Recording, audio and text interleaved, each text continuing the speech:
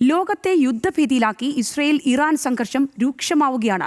ഇസ്രയേലിന്റെ ആക്രമണങ്ങൾക്ക് ഇറാൻ കനത്ത തിരിച്ചടി നൽകി. ടെൽ-അവീവിലും ജെറുസലേമിലും സ്ഫോടനങ്ങൾ നടത്തി. ടെൽ-അവീവിലേക്ക് 100ഓളം മിസൈലുകൾ വർഷിച്ചു. സ്ഫോടനത്തിൽ കൊല്ലപ്പെട്ടവരുടെ എണ്ണം 2ആയി. 60-ലധികം പേർക്ക് പരിക്കേറ്റു.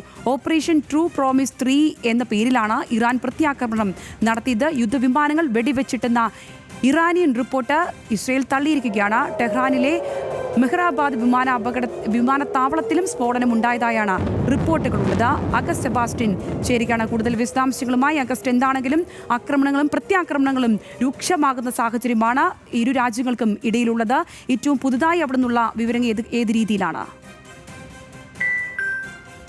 സംഗീത, നമുക്കറിയാം ഇന്നലെ പുലർച്ചെ നടത്തിയ ആക്രമണങ്ങൾക്ക് പിന്നാലെ ഇന്നലെ രാത്രിയിലും, അതായത് 8 മണിക്ക് ശേഷവും ഇസ്രയേൽ ഇറാനിലേക്ക് വിവിധ കേന്ദ്രങ്ങൾ ലക്ഷ്യമാക്കി ആക്രമണം നടത്തുന്നു. അതിന് പിന്നാലെ ഇറാൻ തിരിച്ചടി എന്ന നിലയ്ക്ക് ടെൽ-അവീവിലേക്കും ജെറുസലേമിലേക്കും ലക്ഷ്യമാക്കി 100-ലധികം മിസൈലുകൾ അയക്കുകയും ചെയ്തു. ഇപ്പോൾ ടെൽ-അവീവിൽ ഉണ്ടായിട്ടുള്ള നാശനഷ്ടങ്ങളിൽ നിരവധി ആളുകൾക്ക് പരിക്കേറ്റു. അതിൽ 2 പേർ കൊല്ലപ്പെട്ടതായി സ്ഥിരീകരിച്ചു കഴിഞ്ഞു. കുട്ടികളടക്കം കെട്ടിടാവശിഷ്ടങ്ങൾക്കിടയിൽ ഉണ്ട് എന്നാണ് വിവിധ മാധ്യമ സോഴ്സുകളിൽ നമുക്ക് മനസ്സിലാകുന്ന വിവരം. അതേസമയം തന്നെ ഇപ്പോൾ പലതരത്തിലുള്ള റിപ്പോർട്ടുകളാണ്. ഇപ്പോൾ അല്പം മുമ്പാണ് ഇസ്രയേലിൻ്റെ സൈനിക മേധാവി IDF ചീഫ് എയാൽ സമീർ പറഞ്ഞത് ടെഹ്റാനിലേക്കുള്ള വഴി വിരിക്കപ്പെട്ട് കഴിഞ്ഞു. അതായത് അതിൻ്റെ അർത്ഥമെന്ന് പറയുന്നത് ടെഹ്റാനിലേക്ക് ഇസ്രയേൽ എയർഫോഴ്സിന് യാതൊരു തരത്തിലുള്ള നിയന്ത്രണവും ഇല്ലാതെ കടന്നു ചെല്ലാൻ കഴിയുന്ന സാഹചര്യമുണ്ട് എന്ന് IDF ചീഫ് പറയുന്നൊരു സാഹചര്യം അല്പം മുമ്പാണ് മാധ്യമങ്ങൾ റിപ്പോർട്ട് ചെയ്യുന്നത്. ഇതുമായി ബന്ധപ്പെട്ട് നമ്മൾ മനസ്സിലാക്കേണ്ട കാര്യം, മറ്റ് പ്രധാനപ്പെട്ട കാര്യങ്ങളൊക്കെ തന്നെയും കഴിഞ്ഞ മണിക്കൂറുകളിൽ ചർച്ച ചെയ്യപ്പെട്ടു പോയതാണെങ്കിൽ പോലും ഒരിക്കൽ കൂടി അത് ഓർമ്മിക്കപ്പെടേണ്ടതുണ്ട്. അതായത് ഇറാൻ്റെ ആണവ കേന്ദ്രങ്ങൾക്ക് നേരെയാണ് ഇസ്രയേൽ ആക്രമണം നടത്തിയത്. മാത്രവുമല്ല, ഇറാൻ്റെ സൈനിക നേതൃത്വത്തെ അപ്പാടെ ഇല്ലാതാക്കുക കൂടി ചെയ്തു. ഇറാൻ്റെ ആണവ പരിപാടിയുടെ നേതൃത്വം വഹിച്ചിരുന്ന 6 ശാസ്ത്രജ്ഞരെ ഇന്നലെ പുലർച്ചെ ഉണ്ടായിട്ടുള്ള ആക്രമണത്തിൽ ഇസ്രായേൽ സൈന്യം വധിക്കുകയും ചെയ്തു.